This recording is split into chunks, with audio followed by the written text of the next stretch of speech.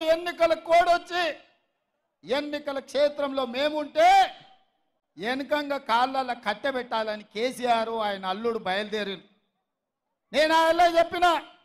దూలం లెక్క పెరిగితే సరిపోదు దూడకున్న బుద్ధన ఉండాలి హరీష్ రావు నీకు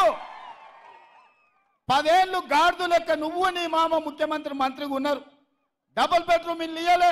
ఇంటికో ఉద్యోగం ఇయ్యలే దళితుల 3 ఎకరాల భూమి ఇయ్యలే ఫీజు రియంబర్స్మెంట్ చేయలే గిరిజనులకు రిజర్వేషన్లు ఇయ్యలే పోడు భూముల పట్టాలు ఇయ్యలే మా మిత్రుడు చెప్తున్నాడు మాదిగల ఏబిసిడి వర్గీకరణ చేయలే ముదిరాజులను బీసీ-డి నుంచి ఏ గ్రూపులకు బదలాయింపు చేయలే సన్నాసుడా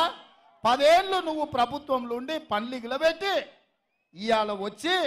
100 రోజుల్లో మేము ఇన్ని చేస్తే అప్పుడే దిగిపో అని అంటున్నావు ఏం అల్లా తప్పగా వచ్చినాం అనుకుంటున్నావా అడుక్కుంటూ వచ్చినాం అనుకుంటున్నావా అయ్య పేరో మామ పేరో చెప్పి కుర్చీలో కూర్చున్నాం అనుకుంటున్నావా బిడ్డ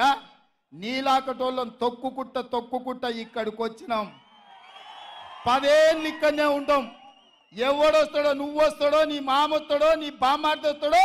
వాళ్ళని పుట్టించిన అయ్యొస్తాడో ఎవడొస్తాడో రాండి బిడ్డ పండబెట్టి తొక్కకపోతే చూస్తాం 10 ఏళ్ళు ఇందిరమ్మ రాజ్యం ఉంటుంది ప్రజాపాలన జరుగుద్ది ప్రజల కష్టాలన్నీ తీర్చే బాధ్యత కాంగ్రెస్ పార్టీ తీసుకుంటుందని చెప్పి నేను ఈ సందర్భంగా తెలియజేస్తున్నా అందుకే మిత్రులారా నరేంద్ర మోడీ ప్రతి సంవత్సరం 2 కోట్ల ఉద్యోగాలు 10 ఏళ్లలో 20 కోట్ల ఉద్యోగాలు ఇస్తానే ఒక్క ఉద్యోగం ఇవ్వకుండా ప్రజల్ని మోసం చేసినందుకు బండకేసి మోడీ ప్రభుత్వాన్ని కొట్టాలి అని చెప్పి నేను ఇక్కడ ఉన్న మా మిత్రులకు చెప్తున్నా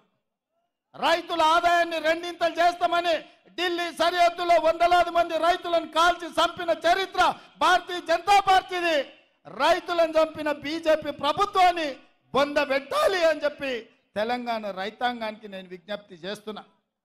ప్రతి పేదవాడికి సొంతింటి కళ నెరవేరుస్తా